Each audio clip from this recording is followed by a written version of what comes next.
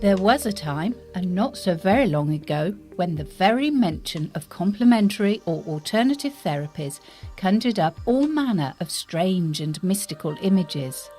But today, aromatherapy, reflexology, acupuncture, massage and homeopathy, to mention but a few of the treatments on offer, have become widely accepted by even the most sceptical of people. However, bring up the subject of Reiki and people will rarely even get as far as suspicious, because 9 times out of 10 they just won't have a clue what Reiki is all about. Undoubtedly, as Reiki becomes more familiar, it will be equally as popular as other complementary therapies that are now so precious for counteracting the stresses of modern-day life. And hopefully, after watching this programme, you'll be able to experience some of the wonderful healing properties of this remarkable process for yourself. When you visit a reflexologist, aromatherapist or homeopath, although the treatment will be holistic, which simply means treating the person as a whole rather than just targeting specific health issues, there are tangible principles that our Western-bound scientific thinking can readily assimilate. For example, in reflexology, the major organs of the body can be accessed through corresponding mapped zones on the feet. And with aromatherapy, our own ancient traditions have always advocated the use of such plants as chamomile, rose, lavender and rosemary in healthcare. Once a therapist explains the basic techniques at the beginning of the session, usually a maximum of a couple of minutes, the recipient can be treated very successfully without any further acquisition of knowledge on their part. Without doubt, the healthier living the recipient, the better. Cigarettes, alcohol, caffeine and fatty, sugary, high cholesterol foods are best kept to a minimum, but that's true for all of us anyway. Don't worry, you won't get a lecture from your therapist, so do be honest when you're asked questions about health and lifestyle. Now, when it comes to Reiki, all of this is equally as valid as it is with the other therapies, but there's a great deal more involved for those who want to take the principles of Reiki just a few steps further. This is not solely a physical treatment. It incorporates all aspects of spiritual and personal growth as well. Achieving good health is of course paramount on every level, but maintaining the status quo is limiting. Reiki is about moving forwards in life, facing challenges and seizing the moment. Standing still is not an option for self-growth, and Reiki constantly prepares us for whatever life might have in store. Although this sounds perfectly logical in theory, most people find they need a little help to put this into practice, and it's certainly useful to take a brief look at the origins of Reiki at the outset. Emerging from Japan in the early part of the 20th century, the treatment is based upon an ancient Japanese form of hands-on healing. This immediately brings to mind images of faith healers and religious ceremonies of the laying on of hands, but you do need to put this out of your mind. Reiki may have a spiritual base, but it's not tied to any specific religion. To benefit from Reiki healing, it doesn't make any difference whether the recipient believes in it or not. Faith on the receiver's part is not a prerequisite.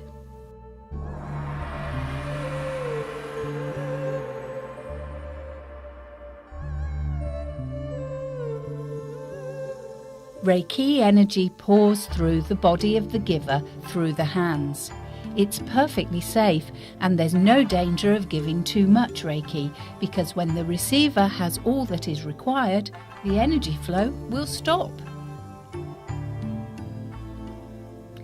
If you take a closer look at the Japanese kanji, best translated as a pictogram, for the word Reiki, you can start to grasp what this is all about. The most popular translation is Universal Life Force, with the top kanji representing the word Rei. The upper line denotes heaven literally raining good things down on the earth. The 3 boxes in the middle represent prayer, and the inverted V's the priests. The lower kanji shows the complete cycle of life energy, with the 4 elements: fire, earth, air and water. This is the key part of the word, meaning energy or life force, to the Rei, meaning universal.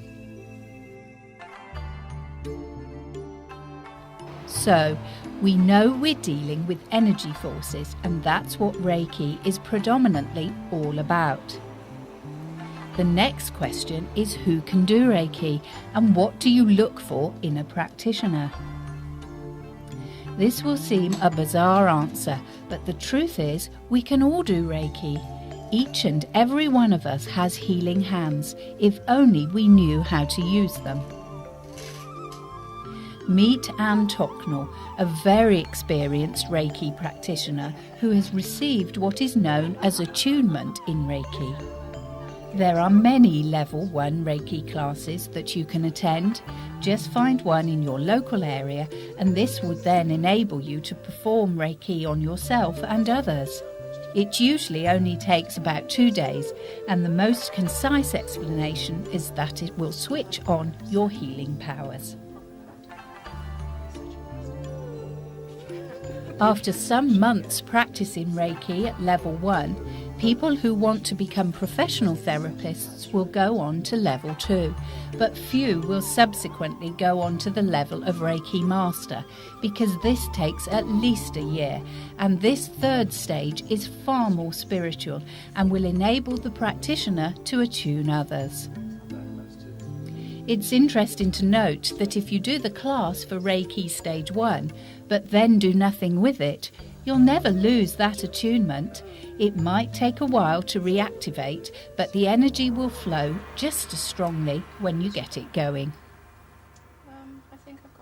The crux of this is the fact that your Reiki therapist will have started out using Reiki on themselves. A case of physician heal thyself, if you like.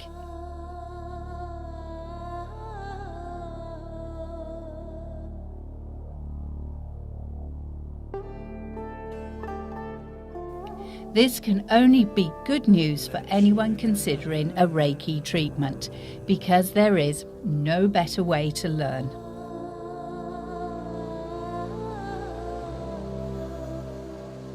Before we go to Anne to see Reiki being demonstrated, it's well worth taking a few moments to explore the basic principles of Reiki and how they can be incorporated into everyday life.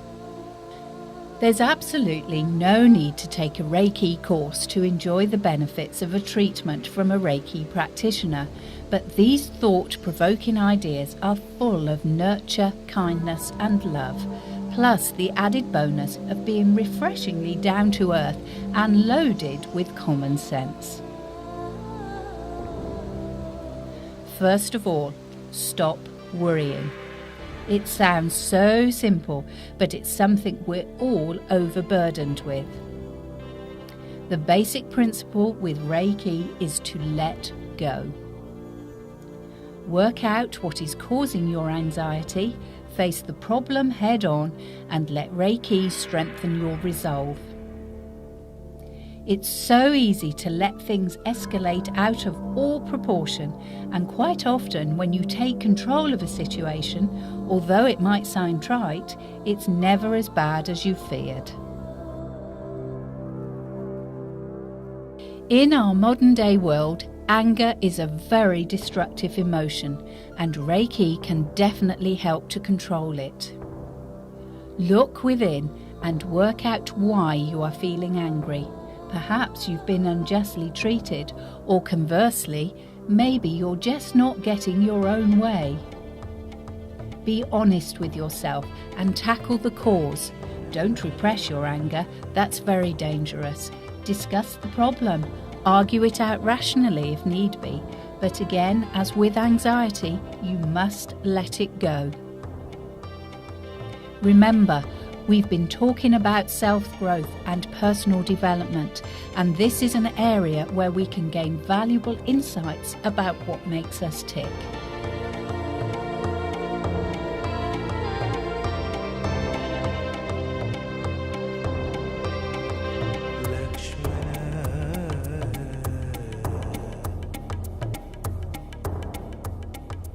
Here's a very good principle. Whatever your cultural or religious background, show your gratitude. If someone shows you even the smallest kindness, say thank you. It might only be waving your hand to someone who has let you out into a traffic jam, but this will lift your own spirits and those of the person you have acknowledged as doing you a good deed.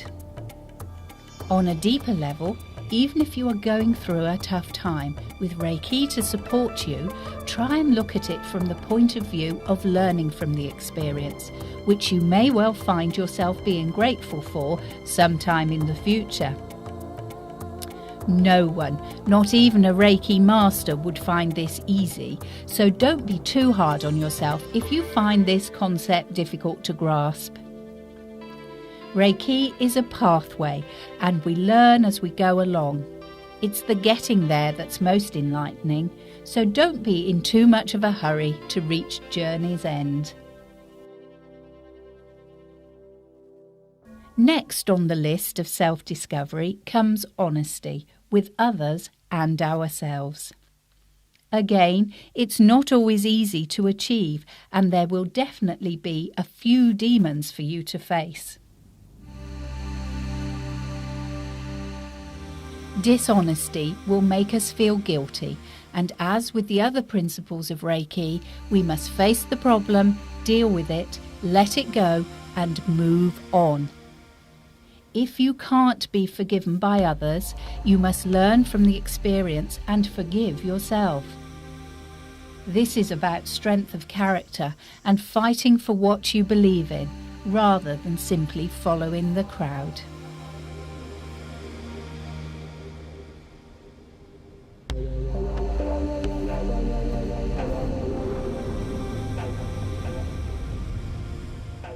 Last but not least, honour every living thing and try to look beyond everyday trials and tribulations and consider life from a more global perspective. We are all part of the bigger picture and with our own roles to play in the flow of energy from a cosmic point of view. Whatever your spiritual beliefs or your views on alternative therapies and healing, these are very good principles to incorporate into any lifestyle. Don't worry, don't get angry. Be grateful, be honest, and honour every living thing. These Reiki doctrines can do you no harm, and those around you will without doubt benefit from your improved, calmer, more considerate outlook. This is a very simplified look at the thinking and culture behind Reiki, and it's time to join Anne to see her put it all into practice. If you want to find out more about Reiki, there are many wonderful books available on the topic, because this program is a very basic introduction to what is a truly fascinating and life-enriching subject.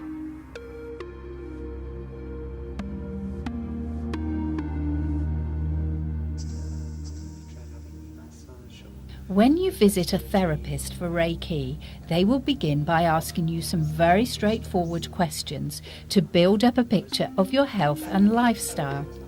It's important to be honest so that you can get the maximum benefit from your healer's skills.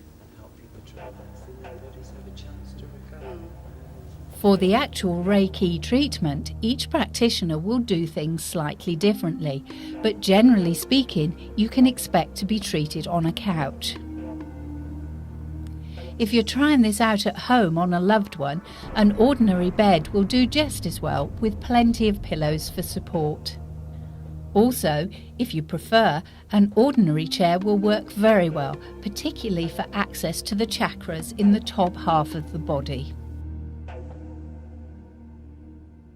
Creating an atmosphere conducive to healing is very important indeed for both the giver and the receiver of Reiki. Peaceful music can be very relaxing, and aromatherapy candles and burners or incense sticks have wonderful tranquil properties. However, you do need to be aware of just how sensitive Reiki will make you, and some people find such sensory stimulation distracting. If you go to a professional therapist, they will usually ask you what you would like during the consultation. There are a wide range of aromatherapy oils and candles available, and just the very act of preparing the space for Reiki in this thoughtful, reflective way will most definitely enhance the session. As well as the better-known aromas like lavender, chamomile, rose and lemon, with their very distinctive characteristics, there are other less obvious essential oils. Why not try juniper if the person receiving the Reiki is suffering from rheumatism or aching joints? And patchouli is a highly prized ingredient in Chinese and Japanese medicine, so it makes good sense to incorporate this essential oil into this intrinsically Japanese therapy. Having completed her consultation with her client, Anne is now ready to begin the Reiki treatment. It's worth pointing out here that not every person who comes to a therapist will be given Reiki, as there are occasions where it isn't the best option, in which case a creditable practitioner will advise accordingly and point the person in the direction of a more suitable therapy. However, this is pretty rare, and for the majority of people it's an ideal way of strengthening both the body and the soul. For most of us, the prospect of going for a full body massage can be a little daunting, particularly if we're not terribly comfortable about undressing and revealing our lumps and bumps and squidgy bits to a perfect stranger. Panic not, Reiki is performed fully clothed, which does make it very user-friendly. Reiki is an energy force, and Anne is actually calling that power as she makes the symbols on her hands that she has been given in her attunement with a Reiki master. She is grounding herself so that the healing energy can pass through her to her client. If you go for a Reiki treatment, you probably won't even notice your practitioner doing this, as hopefully you'll be so comfortable and relaxed, you'll already be shutting out all that is going on around you.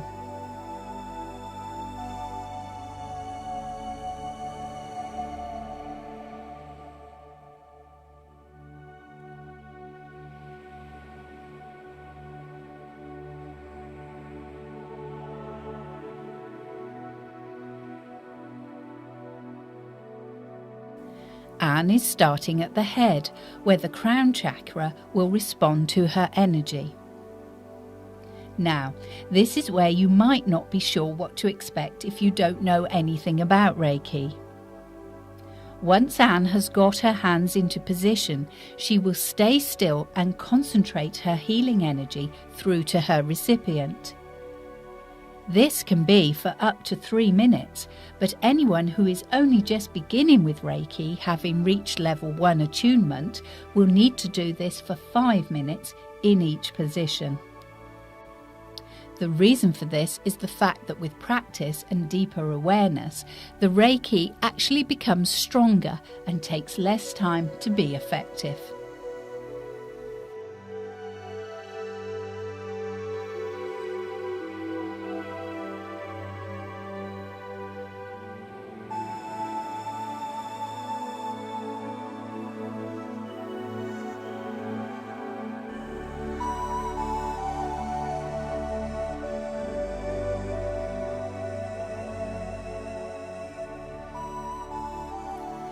As the receiver of Reiki at this stage, it's important to let yourself be as relaxed as possible. If this is difficult and it seems impossible to clear your mind of distractions, focus on the 4 elements of the Reiki Kanji: earth, fire, water and air. You are at one with the universe, and the healing energy can wash over you like the waves on the shore. While the crown chakra is being worked on, receive the force of Reiki as the ebb and flow of the tide. The head is obviously the control centre for the whole body, with the different areas of the brain, and stimulating balanced function in this way will improve everything from memory to coordination. Also, this is where the heart of the glandular system lies, designed to keep the body clear of infection. So our waves analogy, washing the shoreline clean day in, day out, is most appropriate, as the power of Reiki strengthens natural immunity and helps the body to fight infection. By the time Anne's 3 minutes are up, the recipient will feel a warm tingling sensation where Anne's hands have been resting. This is a very gentle treatment, and some practitioners don't actually make physical contact with their client, preferring to give Reiki from just a few inches above the different positions. Next, Anne moves her hands over her recipient's face, and this is an area that needs to be approached with great care. If you are going to make physical contact, it must be firm enough not to tickle, but gentle enough not to cause discomfort. The face, particularly the eye area, is very sensitive indeed, so bear this in mind, and whatever happens, make sure that you don't put any pressure on the nose. It's also worth mentioning that you don't want your hands smelling of anything untoward. Yesterday's onion peeling or cigarette smells can be very off-putting for this position, so go for gentle soap and an unfragranced hand cream to make the experience as pleasant as possible. With the eyes covered, the receiver should relax very quickly, and the analogy of a flickering fire can be very warming and comforting at this point. Try and drift off. Imagine flickering flames and glowing embers as the Reiki practitioner pours healing energy into the face. This is a very effective position for easing headaches, sinus pain and eye strain, and is worth remembering, as you can actually do this for yourself, whether sat at your desk at work or relaxing watching television in the evening. As well as helping with the more obvious headaches, the area of the frontal brain being covered contains some very important glands, including the all-controlling pituitary, and a good blast of Reiki can only be of benefit. Restoring equilibrium to the pituitary can really help with one of the most problematic glands in our modern evolution. The adrenal glands just above the kidneys produce the hormone adrenaline, a major factor when it comes to dealing with stress, and this is all regulated in part from the pituitary. Adrenaline is often nicknamed the fright, flight and fight hormone, and it had a vital role to play for our hunter-gatherer ancestors when they found themselves being pursued by fierce wild animals that perceived them as dinner. In physiological terms, the release of adrenaline pumps blood away from non-vital areas such as the skin and delivers it to the limbs to aid either a speedy getaway or a stand-up fight. Incidentally, this is why people who've had a fright turn very pale.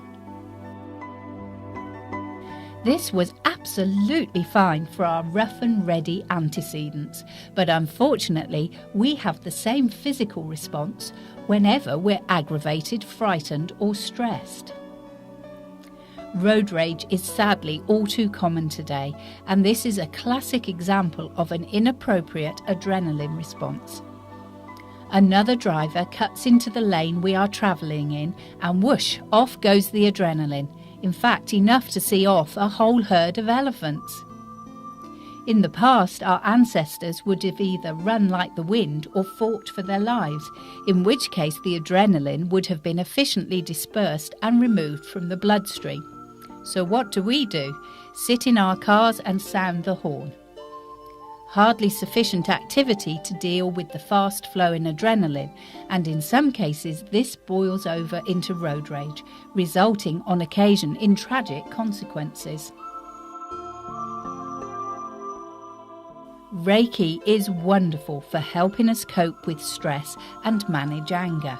And as we discussed earlier in the principles of Reiki, anger is something we must control in our quest for inner peace.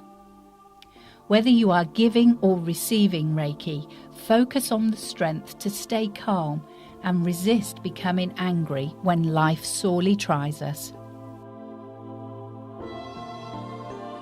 As Anne moves gently to cover her recipient's ears and jaw, it isn't because the noise levels in the room have suddenly risen. This almost cupping of the ears is quite strange for the receiver at first, and the effect can be similar to that of holding a seashell over your ear, as a child playing on the beach would do. Go with the flow of this, particularly if this positioning of the hands feels a little claustrophobic, and visualise the waves breaking on the beach again, so that you really enjoy the tranquility of the gift of Reiki. The actual ear area will benefit greatly, with hearing and balance strengthened, and for anyone suffering with toothache or mouth ulcers, this will feel wonderfully soothing. Also, this combined with throat chakra position can be terrific for a sore throat if you don't have time for a full treatment. But more of that in a few minutes. Holding the back of the head is one of the most relaxing positions in Reiki. The gentle cradling of the skull with the fingertips reaching down an inch or so onto the neck. It's really important for the thumbs to actually touch and stay in contact throughout for this to be effective. The energy flow will be pretty powerful, and as the receiver relaxes into the moment, tranquil images will again be helpful. It may be that by this stage complete relaxation will have been achieved, in which case the receiver's mind could already be clear of all thoughts, allowing the Reiki to have maximum input.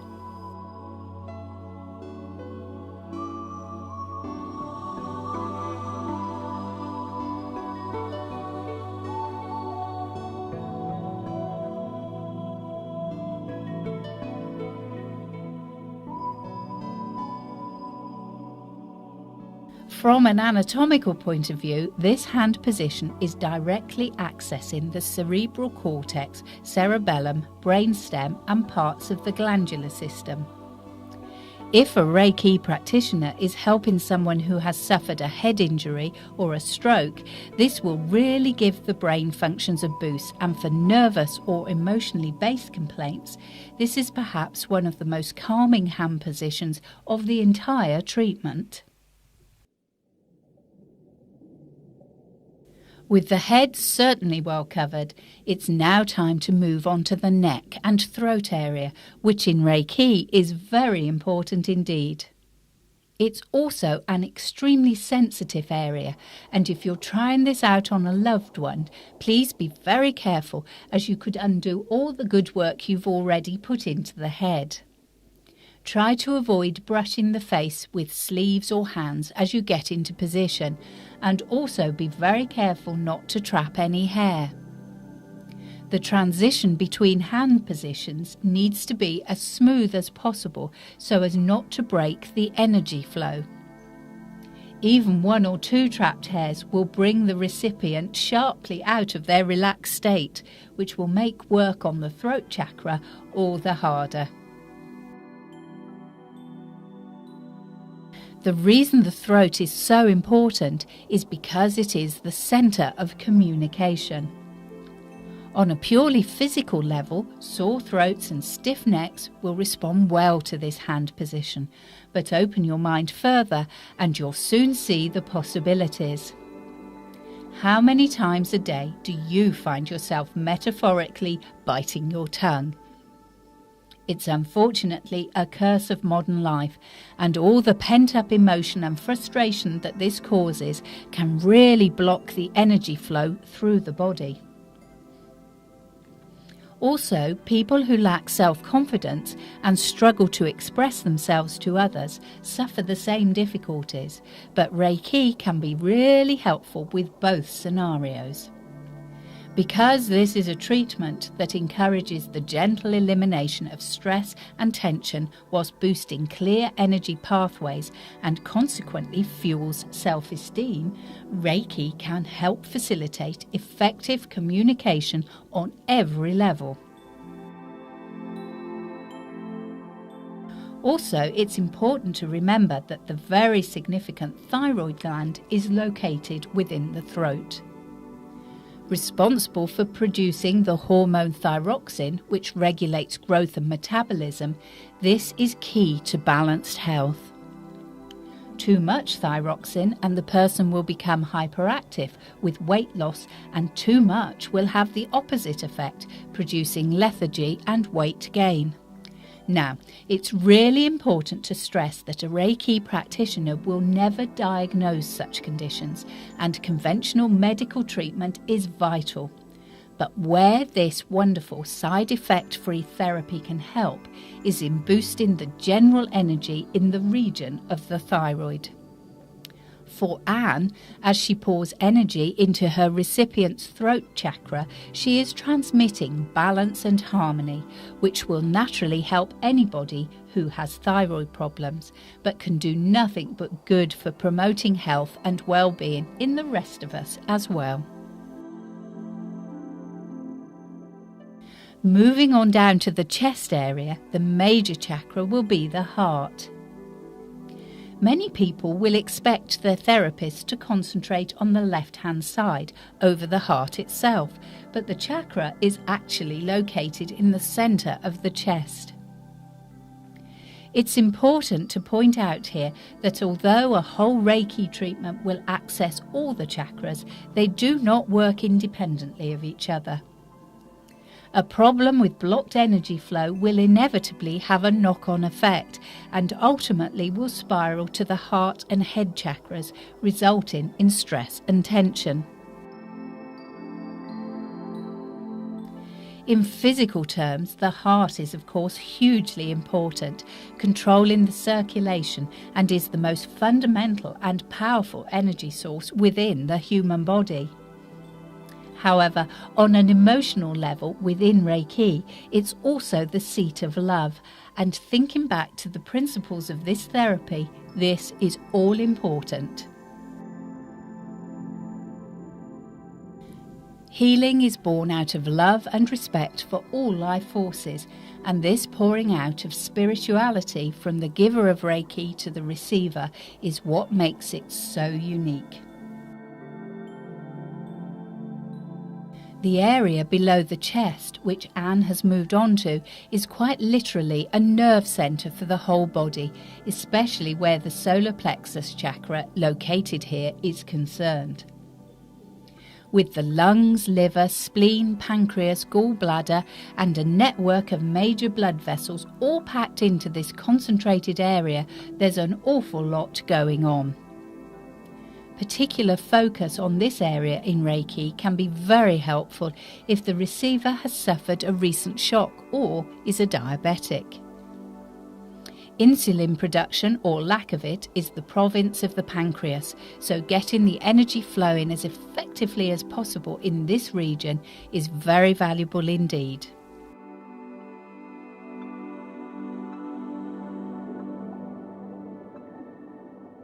By the time Anne reaches the abdomen, the recipient is perfectly relaxed, but there is still a lot of work to be done here.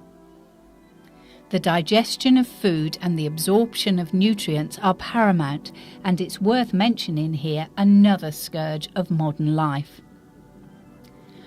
Thrush is a condition that for reasons of embarrassment is not discussed a great deal. This fungal infection is caused by Candida, which in normal circumstances exists quite harmlessly within the intestines. Unfortunately, if the balance is upset, most commonly due to yeast intolerance or the use of antibiotics, the result in thrush can be a miserable consequence. Although there are more over-the-counter remedies available from your pharmacist than ever before, prevention is still better than cure. If this is a problem you suffer with, your Reiki therapist can really concentrate healing energy over the intestines, and it's also worth taking a close look at your own diet.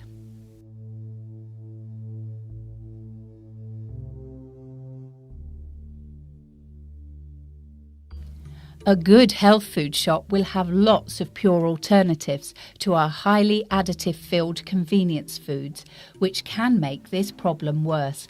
And of course, if you can manage to keep your yeast intake to a minimum, this can be helpful too. Moving on down to the lower abdomen and reproductive organs, Reiki can have a significant effect on a number of very common disorders. Irritable bowel syndrome or colitis can definitely be improved by Reiki in this area, and of course for females, menstrual problems can be eased dramatically by a well-targeted dose of Reiki. If all this talk of thrush and menstrual problems, as well as the positioning of Anne's hands for this Reiki point, proves a little off-putting for the male of the species, worry not. For men, the hands are usually held an inch or two above the body at this point, and bearing in mind the high incidence of prostate difficulties for older males, Reiki can be very useful indeed. Also, for males and females, this region is vital in the removal of body waste.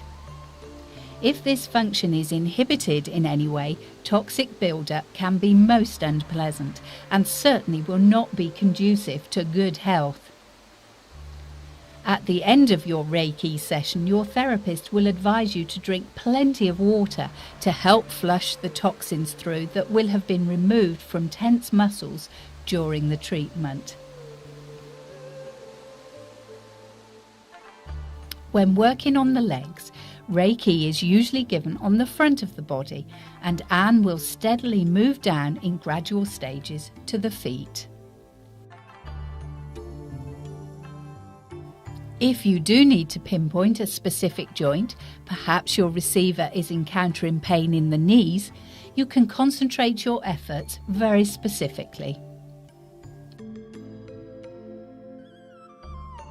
However, there is just one proviso here that's true for the whole body.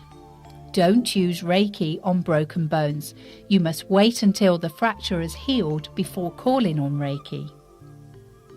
Other injuries, particularly sports-related, will usually respond very well to Reiki, and naturally all the reactivated flowing energy will give that extra boost to any physical activity. Having completed the Reiki treatment for the front of the body, Anne has now got her recipient to turn over so that she can work on the back. This gives her the perfect opportunity to really focus on the shoulders, where most of us carry a phenomenal amount of tension around with us every day. Reiki can do a fine job of dispersing stress, and of course, with all the work that Anne has already done, she can be very effective indeed.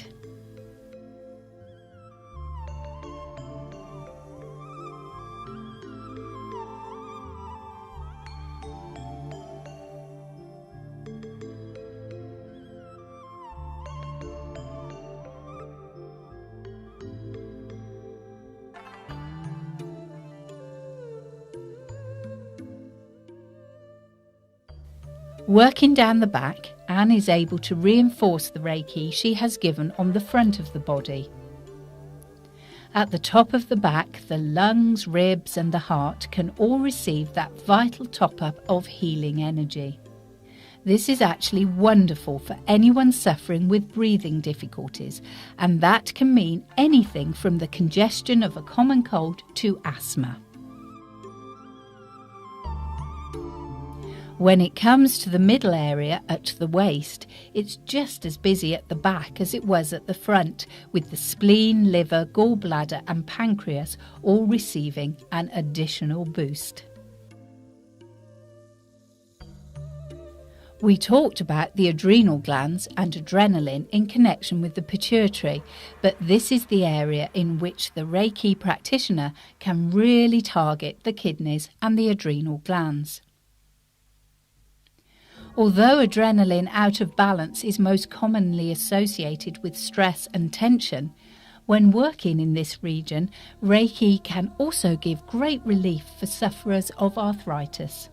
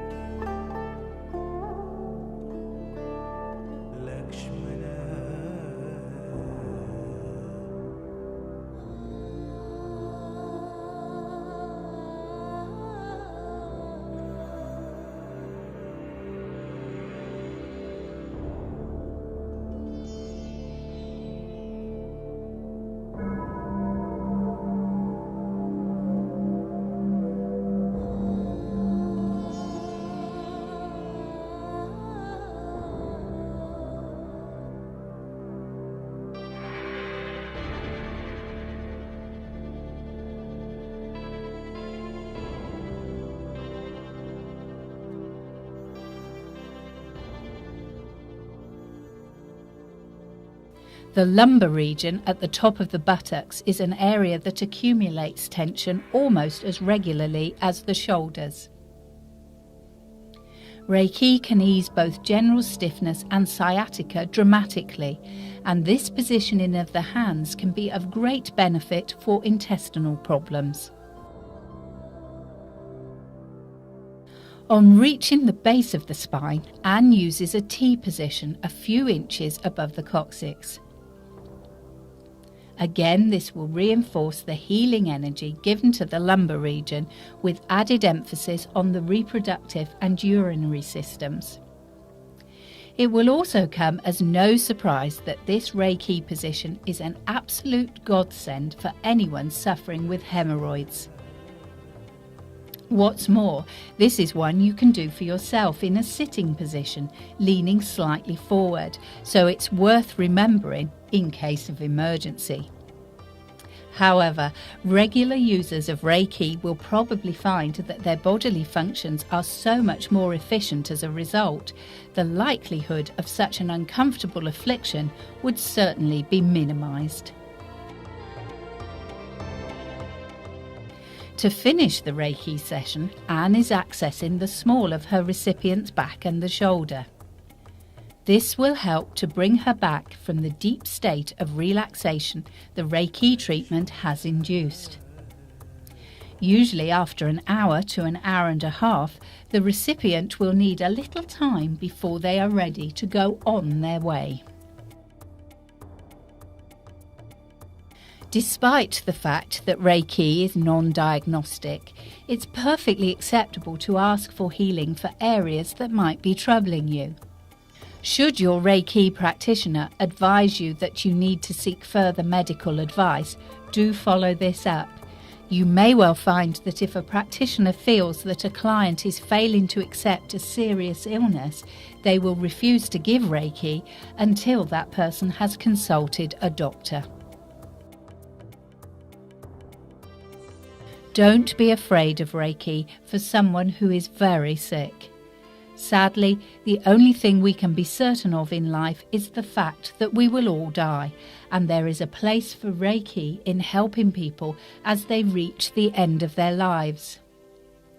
You will also find that Reiki practitioners who are well experienced at level 2 are able to give distant healing, which can be very useful, especially if a person is too uncomfortable to have a healer in close proximity. The only word of caution should be that for Reiki to work, you might not need the recipient to believe in what you're doing, but you must get their permission for healing, even if it's at a distance.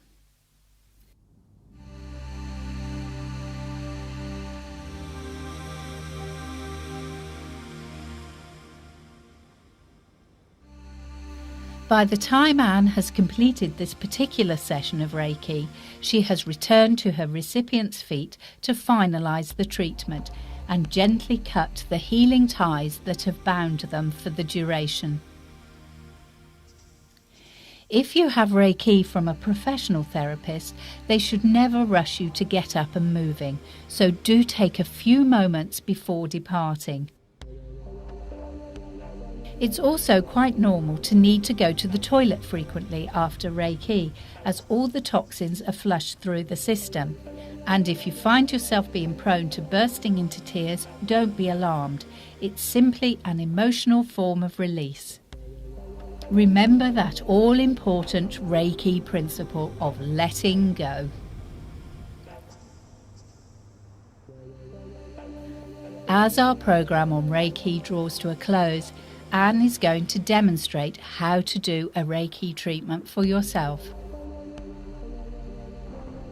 Obviously, this will be far more effective if you actually go on to take a level 1 course to become attuned, but the moves are still wonderfully relaxing and beneficial even if you don't get quite that far. Firstly, it's very important to get into a good, comfortable position with the feet planted very firmly on the ground. Breathing needs to be controlled steadily in through the nose and out through the mouth to help relaxation. Starting at the top, the crown chakra is a great place to get going. If you have a headache, this Reiki move will really offer some relief. Placing the hands over the eyes, resting on the cheekbones, will also be extremely beneficial. This is a very popular Reiki move for use on a day-to-day basis. Sat at your desk at work with pressures building all around you is the perfect opportunity to try this out for a little calming relief. Also, for sinus congestion, this feels really soothing. Following on in this vein, the covering of the ears will continue the good work if you're blocked up with a head cold or flu. Accessing your own throat chakra for a good blast of Reiki can be very helpful indeed if you are attempting to bite your tongue and not say what you really want to but know you shouldn't. It's difficult to achieve sometimes, but you can call on the forces of Reiki to support you through a crisis moment.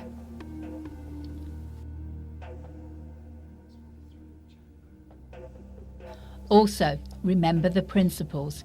Maybe you need to view the issue causing you these difficulties from a different perspective and honestly consider how best to resolve such problems.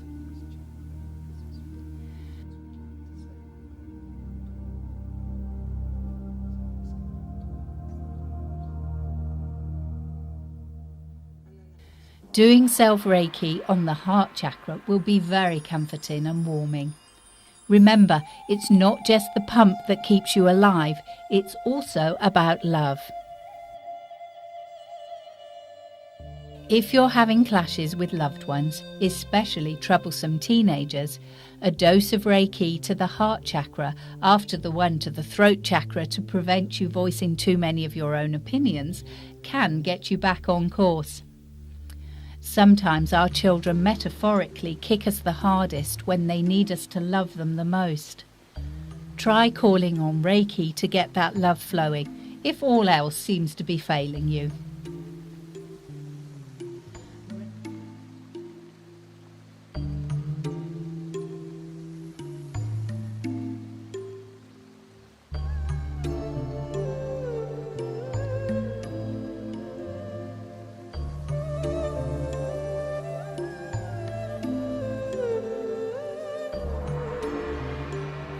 Reiki to the solar plexus can really help us to catch our breath and can calm frazzled nerves if it's all getting a bit too much for us. Take a quiet moment wherever you are to get back on track, whatever life might have thrown at you.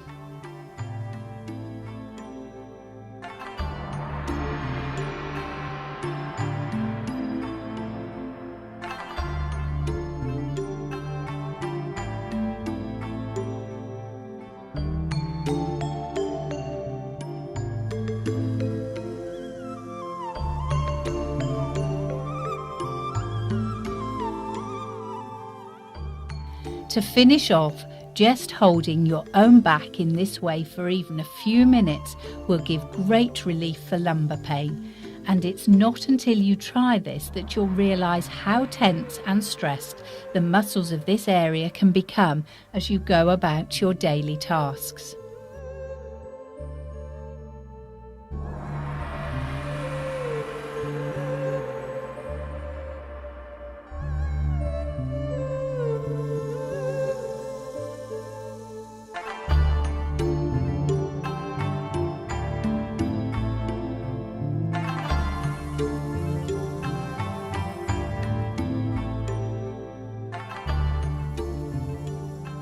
Whatever you're facing in your life, whether it be everyday annoyances or major trauma, there is a place for Reiki, if only to help you cope better with what may be asked of you.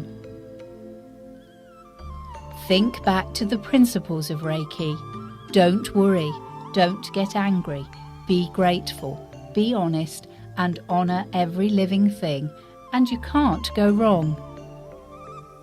Even if you can only manage this for today, it will be enough to help you on your way. And the most wonderful added bonus is the fact that Reiki will radiate outwards to benefit every living thing that you come into contact with.